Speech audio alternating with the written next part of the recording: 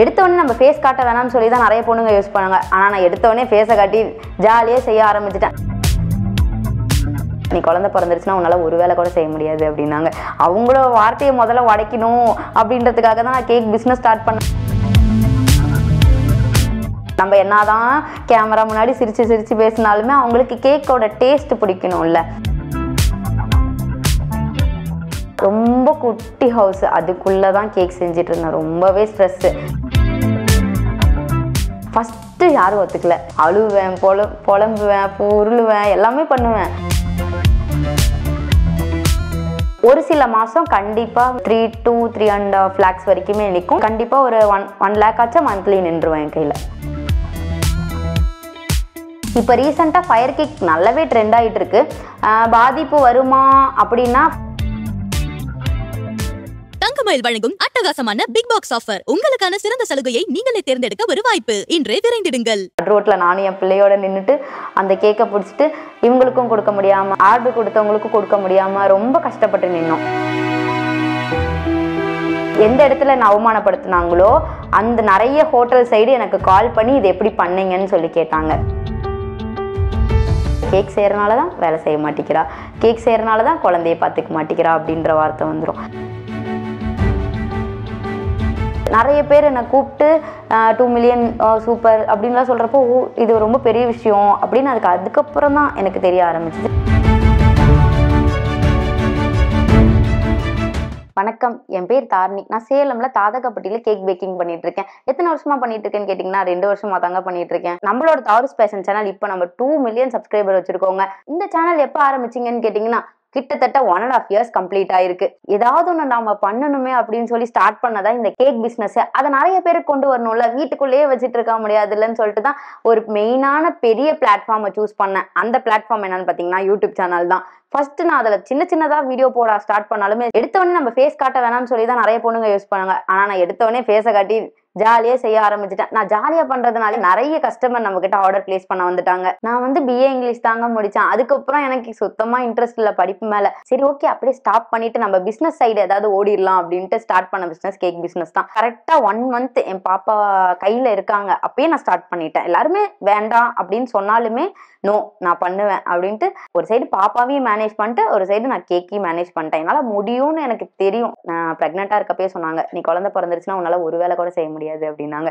அவங்களோட வார்த்தையை முதல்ல உடைக்கணும் அப்படின்றதுக்காக தான் நான் கேக் பிஸ்னஸ் ஸ்டார்ட் பண்ணேன். அதுக்கப்புறம் அவங்களுக்குலாம் தெரியணும்ல, நான் பிஸ்னஸ் பண்ணுறது எனக்கு மட்டும் தெரியக்கூடாது, அவங்களுக்குலாம் தெரியணும்ல. அதனால தான் ஒரு பிளாட்ஃபார்மை உருவாக்கணும்னு நினச்சேன். சேனல் ஆரம்பிச்சு இப்போ ஊருக்கே தெரியுது குழந்தை இருக்கு, குழந்தை இருந்தால் ஒரு ஒர்க் பண்ண முடியாது அப்படின்னு சொல்கிறவங்களுக்குலாம் அது ஒரு பெரிய அடியாவே இருக்கும். இப்போ நான் பண்ணுறது, இப்போ என்னை பார்த்து நிறைய ஃப்ரெண்ட்ஸ் வந்திருக்கிறது எனக்கு ரொம்ப ஹாப்பியாக இருக்குது. அமௌண்ட்டுக்காக நான் சேனல் ஆரம்பிக்கல. நான் என்னோட பேஷனை வெளியில் நிறைய பேர் கொண்டு வரணுங்கிறதுக்காக தான் சேனல் ஆரம்பித்தேன். ஆனால் அந்த சேனல் எனக்கு இப்போ கை கொடுக்குது. நான் நினைக்கிறத தாண்டி உடனே அதிக வியூஸ் கிடைக்க ஆரம்பிச்சிருச்சு. 3 மாதத்துல எனக்கு கிடைக்க ஆரம்பிச்சிருச்சு. நான் டார்கெட் வச்சு நான் பண்ண கிடையாது. அந்த டார்கெட்டை நான் ரீச் பண்ணியே ஆகணுன்ற வெறியில் நான் பண்ணல. நான் பண்ணணும் அப்படின்னு சொல்லிட்டு நான் ஹாப்பியாக பண்ணேன், சின்சியராக பண்ணேன்னு வச்சுக்கோங்களேன். ஒரு டே கூட விட மாட்டேன். வேலை இருந்தாலும் பாப்பா இருந்தாலுமே வீடியோ போடுறத விடவே மாட்டேன், ஷூட் எடுக்கிறத விடவே மாட்டேன். அப்போல்லாம் யாருமே ஹெல்ப் கிடையாதுங்க, நான் மட்டும்தான் பண்ணேன். ரீச் 3 monthsலேயே கடவுளாக பார்த்து கஸ்டமர்ஸ் மூலியமா என்னோட சப்ஸ்கிரைபர்ஸ் மூலியமா 3 monthsலேயே ரீச் நல்லாவே கொடுக்க ஆரம்பிச்சிட்டாங்க. அதுக்கப்புறம் 1 month ஒன்ஸ் டக்குன்னு என்னோட சப்ஸ்கிரைபர்ஸும் ஏற ஆரம்பிச்சிட்டாங்க. யூடியூப் சேனல் மூலியமா சேல்ஸ் கிடைக்குதுன்றதை விட நான் கேக் செஞ்சு கொடுத்து அதை சாப்பிட்டு ஒரு 10 பேர் சாப்பிட்றாங்க. இப்போ ஒரு கேக்னா ஒருத்தர் மட்டும் சாப்பிட போறது இல்லை, ஒரு 10 பேர் சாப்பிடுவாங்க. அந்த 10 பேருமே டக்குன்னு ஆர்டர், நெக்ஸ்ட் நான் இது சாப்பிட்டு தாங்க மறுபடியும் வந்தேன், டேஸ்ட் பிடிச்சதா வருவாங்க. நம்ம என்னதான் கேமரா முன்னாடி சிரிச்சு சிரிச்சு பேசினாலுமே அவங்களுக்கு கேக்கோட டேஸ்ட் பிடிக்கணும்ல. அப்படி வந்தவங்க தான் எனக்கு நிறைய பேர். கிட்டத்தட்ட 1 year கழிச்சு தாங்க நம்ம சப்ஸ்கிரைபர்ஸ் எங்கிட்ட ஆர்டர் கொடுக்க ஆரம்பிச்சாங்க. சீரியஸ்லி உண்மை அதுதான். 1 year வரைக்குமே நம்ம ஃப்ரெண்ட்ஸ் அண்ட் ஃபேமிலி அதுக்குள்ளதான் நமக்கு ஆர்டர்ஸ் வந்துட்டு இருந்துச்சு. ரொம்ப ரீச்லாம் இல்லை 1 year வரைக்குமே. அதுக்கப்புறம் நல்லாவே ரீச் கொடுத்துட்டாங்க. இப்போ நல்லாவே போயிட்டு இருக்கு பிஸ்னஸ். நம்ப முடியல, எனக்கு கிள்ளி பார்க்குற மாதிரி இருக்கு. 2 million இருக்காங்க, நிறைய பேர் வந்து பேசுறாங்கன்றதுக்கு அப்புறம் தான் எனக்கு தெரியுது, ஓ நம்ம ரீச் கொடுத்துருக்கோம், இந்த அளவுக்கு நிறைய பேருக்கு நம்மள தெரியுது அப்படின்னு. அதுக்கப்புறம் தான் எனக்கு தெரிய ஆரம்பிச்சிச்சு. ஃபர்ஸ்ட் ஆஃப் ஆல் எனக்கு அப்பெல்லாம் மில்லியன் அடிக்கிறப்பையும் சரி, 2 million அடிக்கிறப்பையும் சரி, எனக்கு சுத்தமாக சப்ஸ்கிரைபர்ஸ் அவ்வளவுதான், அப்படிதான் இருந்தது. நிறைய பேர் என்னை கூப்பிட்டு 2 மில்லியன் சூப்பர் அப்படின்லாம் சொல்றப்போ இது ரொம்ப பெரிய விஷயம் அப்படின்னு அதுக்கப்புறம் தான் எனக்கு தெரிய ஆரம்பிச்சது, ரியலைஸ் பண்ணேன். நம்ம சேனல் பொறுத்த வரைக்கும் கண்டென்ட் வீடியோஸ் போடுறது இல்லைல்ல, நம்ம அன்னன்னைக்கு நடக்கிறத தான் எடுத்து போடுவோம். நம்ம கேக் பேக்கிங்ல என்ன பண்ணியிருக்கோம் அதை எடுத்து அப்படியே நான் பப்ளிஷ் பண்ணுவேன், அவ்வளவுதான். கண்டென்ட் யோசிக்கிற அளவுக்கு இதுல ஒன்றும் இல்லை. ஆனா நான் வந்து கேக்கு கேன்சல் ஆனதெல்லாம் போடுறப்போ செம்ம கண்டென்ட் அப்படின்னு சொல்றப்பலாம் ரொம்ப கஷ்டமா இருக்கும். ஏன்னா ஏற்கனவே கேக் கேன்சல் ஆன வழியே என்னால தாங்க முடியாம உட்காந்துட்டு இருப்பேன். கமெண்ட்லாம் பண்ணுவாங்க, இந்த மாதிரி நீங்க கேன்சல் ஆகி நீங்க வந்து வியூஸ்க்காக பொய் சொல்றீங்க அப்படின்றப்பலாம் ரொம்ப ஹர்ட்ஃபுல்லா இருக்கும். இந்த வீடியோ மேபி அவங்கெல்லாம் நீங்க பாத்தீங்கன்னா அப்பயுமே சொல்லுவீங்க தான் கண்டென்ட் தான் அப்படின்னு. கிடையவே கிடையாதுங்க. இப்ப கூட ரீசெண்டா 2 கேக்கு வந்து கேன்சல் ஆச்சு. ரோட்ல நானும் என் பிள்ளையோட நின்னுட்டு அந்த கேக்கை பிடிச்சிட்டு இவங்களுக்கும் கொடுக்க முடியாம, கேக்கு ஆர்டர் கொடுத்தவங்களுக்கும் கொடுக்க முடியாம ரொம்ப கஷ்டப்பட்டு நின்னோம். அது நிறைய பேருக்கு தெரிய மாட்டேங்குது. ஒரே நிமிஷத்துல கண்டென்ட்னு சொல்லிடுறாங்க. அது ரொம்ப கஷ்டமா இருக்கு. நம்ம நடக்கிறத அப்படியே எடுத்து போடுறோம், அவ்வளவுதானே தவிர நம்ம சேனல் கண்டென்ட் சேனல் இல்லை. அதுவும் இல்லாம என்னோட எடிட்டிங் பிளஸ் சேனல் அப்லோட் பண்றது எல்லா வேலையுமே நான் தான் பாத்துக்கிறேன். ஃபுல் அண்ட் ஃபுல் நான் தான் பாத்துக்கிறேன். கேமரா என் ஹஸ்பண்ட் ஃபுல்லா கேமரா எடுத்து கொடுப்பாரு. மற்றபடி எடிட்டிங் அப்லோடு எல்லாமே நானே பார்த்துக்குவேன். இப்போதைக்கு எனக்கு போதும், சாட்டிஸ்ஃபைடா இருக்கு. பேக்கிங் பண்ணிட்டு இருக்கவங்களுக்கு ஒன்னே சொல்றது என்னன்னா, ரொம்ப உழைக்காதீங்க. ரொம்ப போட்டு ஸ்ட்ரெஸ் பண்ணீங்கன்னா நானே ரொம்ப ஸ்ட்ரெஸ் ஆயிட்டேன். அதனால இப்போதைக்கு கொஞ்சம் நார்மலா தான் ஆர்டர் எடுக்கிறோம். நிறைய ப்ராப்ளம் ஃபேஸ் பண்ணணும், நிறைய ஆர்டர்ஸ் நிறைய ஆர்டர்ஸ் வருதுதான், நான் இல்லைன்னு சொல்லவே மாட்டேன். ஒரு 10 ஆர்டர் வருதுன்னா 11வது ஆர்டரை நான் ஸ்கிப் பண்ணிடுவேன். ஏன்னா எனக்கு தெரிஞ்சு போச்சு, 11வது ஆர்டர் எடுத்தோம்னா முன்னாடி கொடுத்தவங்க கிட்டலாம் திட்டு வாங்கணும் அப்படின்ற மாதிரி. ஏன்னா என்னால மேனேஜ் பண்ண முடியல. இவ்வளவுதான், 1 டேக்கு என்னால இவ்வளவுதான் எடுக்க முடியும்னா அவ்வளவுதான் எடுக்கிறேன். நல்லா தான் போயிட்டு இருக்கு நம்ம சேனல். பிசினஸ் பொறுத்த வரைக்கும் டெய்லிக்குமே எல்லா ஆர்டருமே நிறைய ஆர்டர் இருக்காது. ஒரு 10 ப்ரௌனி பிசினஸ் நல்லாவே போயிட்டு இருக்கு. பிளஸ் கேக்குன்ற பாத்தீங்கன்னா வரும், ஒரு நாளைக்கு 10 வரும், ஒரு நாளைக்கு 5 வரும், ஒரு நாளைக்கு 2 தான் இருக்கும். மந்த்லி ஒரு 4 டேஸ் லீவ் மாதிரி கம்மியா இருக்கும். ஃபர்ஸ்ட் இந்த வீட்டுல தான் ரொம்ப குட்டி ஹவுஸ், அதுக்குள்ளதான் கேக் செஞ்சுட்டு இருந்தேன். ரொம்பவே ஸ்ட்ரெஸ். சமையலும் அதே இடம், கேக்கும் அதே இடம், ரொம்ப ஸ்ட்ரெஸ்ஃபுல்லா தான் போயிட்டு இருந்துச்சு. ஒரு ஸ்டேஜுக்கு மேல என்னால அதிக ஆர்டர்ஸ் வரப்போ சுத்தமா முடியல. நான் மட்டும்ன்றப்போ என்னால பண்ண முடியல. இன்னொரு ஒர்க்கர் வேணும், அதுக்கு நம்ம தனி ஸ்பேஸ் வேணும் அப்படின்ட்டு ஒரு லீஸ் மாதிரி ஒரு வீட்டுக்கு போயிட்டோம். அதுவும் வீடு தான். ஷாப்புக்கு போகணும்னு ஆசை, பட் இப்போதைக்கு வேண்டாம். ரொம்ப பணம் நல்லா சேர்த்ததுக்கு அப்புறம் ஷாப்புக்கு போயிடலாம். இப்போதைக்கு தனி வீடுக்கு போய் அது லீஸ்க்கு போய் தனியா ஸ்பேஸே நாங்க அமைச்சிட்டோம் கேக்குக்காக மட்டுமே. கேக்குக்கு ஒர்க்கர்ஸ்ன்னு பாத்தீங்கன்னா நானு, என் ஹஸ்பண்ட், அப்புறம் இன்னொரு அக்கா இருக்காங்க. 3 பேர் மட்டும்தான் இதை ஃபுல் அண்ட் ஃபுல் மேனேஜ் பண்ணிட்டு இருக்கோம். இப்போதைக்கு நம்ம கேக் மட்டும்தான் பண்ணிட்டு இருக்கோம். ஏன்னா நம்ம வீட்டுக்குள்ள பண்றதுனால டெசர்ட் ஐட்டம்ஸ் எதுவுமே நம்ம பண்ண முடியாது. பண்ணாலுமே யாரும் வாங்க மாட்டாங்க. அப்படின்றப்போ கேட்கறவங்களுக்கு மட்டும்தான் நம்ம கேக் பண்ணி கொடுத்துட்டு இருக்கோம். அதனால அதை மட்டும்தான் இப்போதைக்கு பாக்குறோம். கடை சைடு போயிட்டோம்னா டெசர்ட் ஐட்டம்ஸ் எல்லாமே கொண்டு வந்துடுவேன். பேக்கரி சைடு இது வரைக்கும் நான் யோசிக்கல. வீட்டுல மட்டும்தான் கேட்கறவங்களுக்கு மட்டும்தான் ஃபர்ஸ்ட் ஆஃப் ஆல் செஞ்சு கொடுத்துட்டு இருக்கோம். அதுக்கப்புறம் பேக்கரி சைடு போற ஐடியா மேபி பின்காலத்துல வந்துச்சுன்னா கண்டிப்பா நான் பண்ணுவேன். பேக்கரிஸும் பண்ணி கேட்கறாங்க தான், பட் ரொம்ப லோ பட்ஜெட்ல கேட்பாங்க. இப்போ நான் 50 ருபீஸ்க்கு ஒரு ப்ரௌனி சேல் பண்றேன் அப்படின்னா அவங்க 30 ருபீஸ் 25 ருபீஸ் கேட்பாங்க. என் பட்ஜெட்டுக்கு அது ரொம்ப இடிக்கிற மாதிரி இருந்தது. ஐயோ இவ்வளோ நம்மளால பண்ண முடியாதே, ரொம்ப பட்ஜெட் ரொம்ப இதா இருக்கு. அதுவும் இல்லாம நம்ம நிறைய பொருள் போட்டு பண்ணுவோம், குவாலிட்டியா போட்டு பண்ணுவோம். அப்படின்றப்போ நம்ம அவ்வளோ பட்ஜெட் கீழே கம்மி பண்ணி கொடுக்க முடியாதுல்ல. அதனால பேக்கரி சைடு கொஞ்சம் யோசிக்க வேண்டியதா இருக்கு. மேபி என்னோட இப்ப நான் 50 ரூபாய் ப்ரௌனி ஒரு பீஸ் தரேன் அப்படின்னா அதுக்கு ஒத்துக்கிட்டு வர பேக்கரிஸ் நான் கண்டிப்பா பண்ணி தருவேன். இப்ப ரீசெண்டா ஃபயர் கேக் நல்லாவே ட்ரெண்ட் ஆயிட்டு இருக்கு. பாதிப்பு வருமா அப்படின்னா ஃபர்ஸ்ட் நான் அதை விசாரிச்சிட்டேன், எல்லாருக்கிட்டையுமே விசாரிச்சிட்டேன். இது மூலியமா எந்த ப்ராப்ளமும் இல்லை. நிறைய பேர் பண்ணியும் பார்த்துட்டேன். அதுக்கப்புறம் தான் நான் தைரியமா இறங்கினேன்னு அந்த ஃபயர் கேக் பண்றது. இருந்தாலுமே நம்ம கஸ்டமர்கிட்ட சொல்லிடுறது, இந்த மாதிரி அந்த தூள்லாம் வந்துச்சுன்னா ரிமூவ் பண்ணிருங்க, ரிமூவ் பண்ணிட்டு சாப்பிடுங்க, உங்களுக்கு ஓகேவான்னு கேட்பேன். அவங்களும் ஓகே ஒன்றும் ப்ராப்ளம் இல்லை பண்ணி கொடுங்க அப்படின்னு சொல்லுவாங்க. நானும் அதுக்கப்புறம் தாராளமா பண்ணி கொடுத்துருவேன். யாருக்காவது கிஃப்ட் பண்றது மாதிரி இருந்தா கூட நீங்க அவங்க கிட்ட எக்ஸ்பிளைன் பண்ணிருங்க, இந்த மாதிரி ஃபயர் ஷீட் வைக்கிறதுலாம் ரிமூவ் பண்ணிருங்கன்னு சொல்லுவேன். அவங்களுமே ஸ்வீட்டா கேட்டுட்டு அழகா ரிமூவ் பண்ணிப்பாங்க. நம்ம சேனல்னு எல்லாம் எடுத்து பாத்தீங்கன்னாலே புதுசா பண்றீங்கக்கா, அடுத்து என்ன புதுசா பண்றீங்க, நேர்ல யாராவது வந்து என்கிட்ட பேசினா கூட நீங்க தான் டிஃப்ரெண்டா பண்ணுவீங்களே, புதுசா பண்ணி கொடுங்க அப்படிம்பாங்க. நான் அவங்களுக்காகவே உட்காந்து புதுசா யோசிப்பேன். ஒருத்தங்க பண்றாங்க அதையே நம்ம பண்றோன்றது திறமை கிடையாதுங்க. நம்ம புதுசா நம்ம என்ன கொண்டு வந்தோம், நம்மளை பார்த்து ஒரு 100 பேர் பண்ணணும், அதுதான் நான் திறமைன்னு நான் யோசிக்கிறேன். அதனால நிறைய கொண்டு வந்திருக்கேன். இப்போதைக்கு கொஞ்சம் கொஞ்சமா கொண்டு வந்திருக்கேன். என் ஹஸ்பண்ட் முதல்ல ஒரு கம்பெனில தான் ஒர்க் பண்ணிட்டு இருந்தாரு.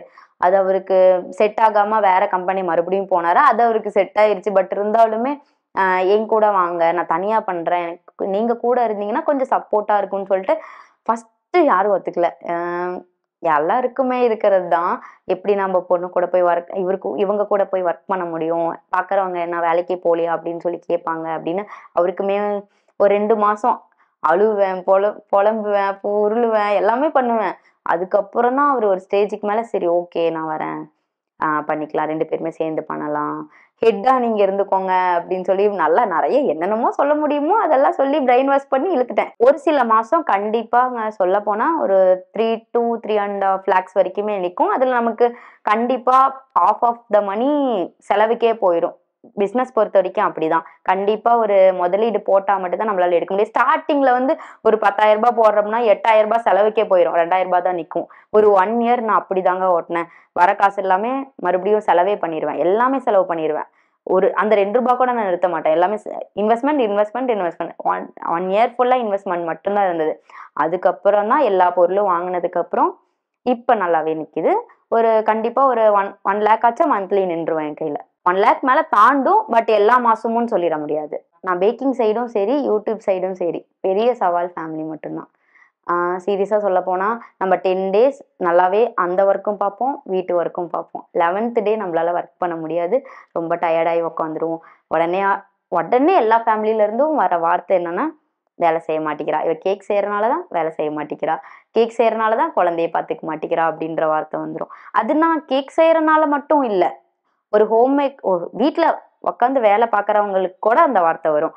பாரு இவ வீட்லயே டிவி பார்த்துட்டு இருக்கிறா, வேலை செய்ய மாட்டேங்கிறா அப்படின்ற அந்த சவால் என்னால இன்னைக்கு கூட என்னால டேக்கிள் பண்ண முடியல. காலையில இருந்தே ஒரு ப்ரெஷர் தான். வீட்டுல வேலை பார்க்கணும், ஏன்னா ஒர்க்கர் அந்த அக்கா மட்டும்தான், நான் மட்டும்தான்.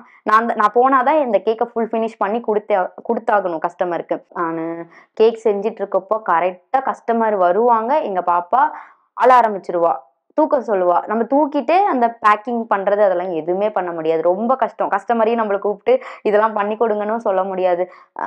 ரொம்ப கஷ்டமா இருந்தது. அது எப்படி என்னால இப்ப நினைச்சு பார்த்தா கூட அதெல்லாம் நம்ம தாண்டிட்டோமா அப்படின்னு சொல்லி எனக்கு தோணும். பாப்பாலாம் இப்ப அவ என் கூடயே வளர்ந்தனாலயோ என்னவோ கேக்க தொட மாட்டா, கேக்குக்கான எந்த சோர்ஸ்குள்ளயுமே அவ வரவே மாட்டா. கேக்க மட்டும் அவ டேமேஜ் பண்ற விஷயத்துல மட்டும் இறங்கவே மாட்டா. ஏன்னா அவ பாத்துட்டா அம்மா வந்து கஷ்டப்படுவா, வேண்டாம் அம்மா வந்து கேக்க தொட்டுட்டா அவ ரொம்ப ஒரு மாதிரி ஹர்ட் ஆயிருவா, நம்ம போவேணான்னு அவளுக்கு தெரியுது. புரிஞ்சுக்கிட்டு அவளுமே இப்பெல்லாம் ஒண்ணுமே பண்றது இல்ல. போதும், அதுவே நமக்கு போதும். ரொம்ப கஷ்டப்பட்டேன் தான், நான் இல்லைன்னு சொல்லவே மாட்டேன். கஷ்டப்பட்டா மட்டும்தான் நம்ம ஒரு நிலைமைக்கு வர முடியும். அதெல்லாம் இப்ப தாண்டிட்டேன். தினம் சுவாரஸ்யம் தான், தினம் சவால் தான். கேக் பொறுத்த வரைக்கும் தினம் கஷ்டப்படுறதுதான். நிறைய பாராட்டு இருந்தாலுமே ஒரு சைடு திட்டுற மனுஷங்களும் இருக்காங்க. நிறைய எக்ஸ்ட்ராவா திட்டுற மனுஷங்களும் இருக்காங்க. ஒன்றும் இல்லை, நான் ஒரு பட்டர்ஃப்ளை கேக் ஒன்று பண்ணேன். ஸ்டார்டிங் லெவல்ல ஒரு பட்டர்ஃப்ளை கேக் பண்ணேன். அப்போ அந்த கஸ்டமர் வந்து என்னை பார்த்து ஒரே ஒரு கொஸ்டின் தான் கேட்டாங்க. அது மிஸ்டேக் ஆயிடுச்சு. சொல்ல போனா நல்லா பண்ணிட்டேன், எனக்கு பாதி சாட்டிஸ்ஃபைட் ஆயிடுச்சு. என்ன ஒண்ணு, பட்டர்ஃப்ளை விங்ஸ் வந்து பின்னாடி போக ஆரம்பிச்சிருச்சு. அது என்னால டேக்கிள் பண்ணவே முடியல. அந்த கஸ்டமர் என்ன பண்ணாங்க, நெக்ஸ்ட் டே ஃபோன் பண்ணி, நான் ஒண்ணுதான், இனிமே ஹோம் பேக்கர்ஸ் கிட்ட கொடுக்க மாட்டேன், எனக்கு வர அடுத்த தலைமுறை கிட்ட ஹோம் பேக்கர்ஸ் கிட்டயே போவாதீங்க அப்படின்னு சொல்லிடுவேன். நான் தப்பு பண்ணதான், நான் இல்லைன்னு சொல்ல, ஆனா இனிமே எல்லாருக்கிட்டையும் போவாதீங்கன்னா அவங்க லைஃப்ல என்ன ஆகுறது, அவங்கலாம் பாவம் இல்ல அப்படின்னு சொல்லி கேட்டப்போ நான் அப்படிதான் சொல்லுவேன். இனிமேட்டுக்கு ஹோம் பேக்கர்ஸ் கிட்ட போனீங்கன்னா உங்களோட நிலைமை இதுதான், இந்த மாதிரி இப்படிதான் கவுத்து விட்டுருவாங்க. ஆனா கேக் பொறுத்த வரைக்குமே அழகா இருந்துச்சுங்க, பிரம்மாண்டமா இருந்துச்சு. நான் அதை எதுவுமே சொல்ல மாட்டேன். பட்டர்ஃப்ளை விங்ஸுமே ஆடிச்சு. பட் என்ன கொஞ்சம் பின்னாடி சாய இருந்துச்சு, கொஞ்சம் அவ்வளவுதான். அந்த ஒரு ரீசனுக்கு அந்த மாதிரிலாம் பேசவும் எனக்கு ரொம்ப கஷ்டமா இருந்துச்சு. இப்படி சொல்லிட்டாங்களே, ஏன் இப்படி சொல்றீங்க? ஆமாங்க, ஒரு பெரிய ஹோட்டல்ல நான் கொடுத்துருந்தேன்னா அவங்க பிரம்மாண்டமா கொண்டு வந்திருப்பாங்க, உங்ககிட்ட கொடுக்கவும் தான் இப்படி ஆயிடுச்சுன்னு சொல்லி சொன்னாங்க. நெக்ஸ்ட் ஒரு 1 month கழிச்சு அந்த பட்டர்ஃப்ளை விங்ஸை நான் செம்மையா கொண்டு வந்துட்டேன். சேம் எந்த இடத்துல நான் அவமானப்படுத்தினாங்களோ அந்த நிறைய ஹோட்டல் சைடு எனக்கு கால் பண்ணி இது எப்படி பண்ணீங்கன்னு சொல்லி கேட்டாங்க. சீரியஸ்லி இது நடந்துச்சு. நீங்க எப்படி பண்ணீங்க? நீங்க எனக்கு அந்த மெத்தட் சொல்லி தரீங்களா? என்ன எங்க கிட்டயும் அந்த மாரி கேக்ஸ் கேட்குறாங்க. ஏன்னா எங்களுக்கு எப்படி பண்றதுன்னு தெரியல. சேம் அதே பெரிய பெரிய பெரிய பெரிய கேக் பேக்கிங் பண்ற அண்ணாங்களும் கேட்டிருக்காங்க என்கிட்ட. ஃபர்ஸ்ட் ஆஃப் ஆல் நெறைய பேர் சொல்லுவாங்க. 25,000ல நீங்க சூப்பரா ஆரம்பிக்கலாம். 10,000ல சூப்பரா ஆரம்பிக்கலாம் அப்படின்னு கிடையவே கிடையாதுங்க. நான் வந்து ஃபர்ஸ்ட் எங்க ஃபேமிலில போய் சொன்னப்போ வேணான்னு தான் சொன்னாங்க எல்லாருமே. வேணாம் 9 மந்த்ஸ் பிரெக்னன்ட்டா இருக்க. இப்போதைக்கு ஆரம்பிக்க வேணாம் அப்படின்னாங்க. இல்ல நான் கண்டிப்பா ஆரம்பிப்பேன்னு இவங்களெல்லாம் தாண்டி கேக் செய்ய ஆரம்பிக்கணும் அப்படின்னு சொல்லி ஆசையா இருக்கு அப்படின்னு சொன்னப்போ என் தம்பி தான் முதல்ல என்னை கடைக்கு கூட்டிட்டு போய் 1300 மட்டும் தான் ஆச்சு அந்த கிட்டு நான் வாங்கினேன். வாங்கிட்டு வீட்டுக்கு வந்து ஃபர்ஸ்ட் ஒரு குக்கர்லலாம் செய்யல. சும்மா ஒரு குண்டால செஞ்சேன். வச்சு அது மேல கிண்ணிலாம் வச்சு ஒண்ணும் இல்ல. என்னோட ஃபர்ஸ்ட்டு எல்லாரும் நெறைய பேர் கேட்பாங்க. உங்களுக்கு முதல்ல சொல்லிக் குடுத்தவங்க யாரு? நீங்க எந்த கிளாஸ் போனீங்க? அப்படிம்பாங்க. ஓனா தான் கத்துக்கிட்டேன்னு சொன்னா, ஒருத்தரும் நம்ப மாட்டாங்க. யூடியூப் சேனல் ரெஃபர் பண்ணீங்களா? அப்படிம்பாங்க. என்னோட முதல் குரு யாருன்னு பார்த்தீங்கன்னா, எங்க பெரியம்மா தான். எங்க பெரியம்மா நெறைய கேக் செய்வாங்க. கேக் செய்வாங்கன்னா விக்கிறதுக்காக இல்ல. நாங்க எல்லாம் அவங்களுக்கு குழந்தைங்க இல்ல. நாங்க 5 பேர் தான் குழந்தைங்க. எங்களுக்கு முதல்ல கேக் செஞ்சு கொண்டு வந்து குடுப்பாங்க. எங்க அம்மாக்கு தான் ஃபோன் பண்ணி, "அம்மா கேக் எப்படிம்மா செஞ்ச?" அப்படின்னு சொல்லி கேட்டப்போ, அவங்க இந்த மாரி மெத்தட்லாம் சொல்லிக் குடுத்தாங்க. அவங்க கிட்ட ரெஃபர் பண்ணி ஃபர்ஸ்ட் நான் கேக் செஞ்சேன். கேக் செஞ்சு நல்லாவே அவுட்புட்லாம் வந்துச்சு. ஃபர்ஸ்ட்டு நான் ரூ. 1300ல ஆரம்பிச்சேன்னு சொன்னேன். அதே இதுல வச்சுட்டு இருக்கல. நான் சேல்ஸ் பண்ண ஆரம்பிச்சேன் பார்த்தீங்களா? அதுக்கப்புறம் ஓவன் வாங்குனேன். ஓவன் எவ்வளோல வாங்குனேன்? ரூ. 2000 தான் இந்த ஓவனு. வெறும் ரூ. 2000. இன்னும் எனக்கு கை குடுக்கறது அந்த குட்டி ஓவன் தான். அதுக்கப்புறம் நான் 20,000 பக்கம்லாம் ஓவன் வாங்கிட்டேன். 2 ஓவன் வாங்கிட்டேன். அது என்னதான் மக்கர் பண்ணாலும் அந்த குட்டி ஓவன் என் செல்லக்குட்டி மட்டும் என்ன மக்கர் பண்ணவே பண்ணாது. அது கடைசி வரைக்கும் என்ன காப்பாத்துன்ற அளவுக்கு ஸ்டார்ட்டிங் இன்வெஸ்ட்மெண்ட் எனக்கு 1300 மட்டும் தான். அதுக்கு மேல இல்லவே இல்லங்க. நீங்களும் தாராளமா வீட்ல இருக்க குண்டா சட்டி வச்சே பண்ணலாம். அதுக்கப்புறம் போக போக போக போக நீங்க இன்வெஸ்ட் பண்ணி வர காச வச்சு இன்வெஸ்ட் பண்றவங்க மட்டும்தாங்க புத்திசாலி. எடுத்த உடனே 40,000 50,000 போட்டு அந்த 40,000 50,000 நம்ம சம்பாதிக்கிறதுக்கு எவ்வளோ கஷ்டப்பட்டுருப்போம். அதை இன்வெஸ்ட் பண்ணி அதுக்கு இது ஏதா கவுத்து விட்டுருச்சுன்னா ஸ்டார்ட் எடுத்த உடனே நீங்க கம்மியா இன்வெஸ்ட் பண்ணுங்க. அது மூலியமா வர காசை வச்சே நீங்க இன்வெஸ்ட் பண்ணி போக போக நல்ல லேக்ஸ் கணக்குல நீங்க கண்டிப்பா சம்பாதிக்கலாம். என்னாலேயே செய்ய முடியுதுன்னா உங்களால கண்டிப்பா செய்ய முடியும். கண்டிப்பா செய்யுங்க. நான் அவ்வளவுதான் சொல்லுவேன். தங்கமயில் வழங்கும் பிக் பாக்ஸ் ஆஃபர். தங்கத்துக்கு வெள்ளி சேதாரத்தில் தள்ளுபடி. 1 கிராம் தங்கம் வாங்கினால் 400 ரூபாய் வரை தள்ளுபடி என வகை வகையான ஆஃபர். இச்சலுகை ஜூன் 1ஆம் தேதி வரை மட்டுமே.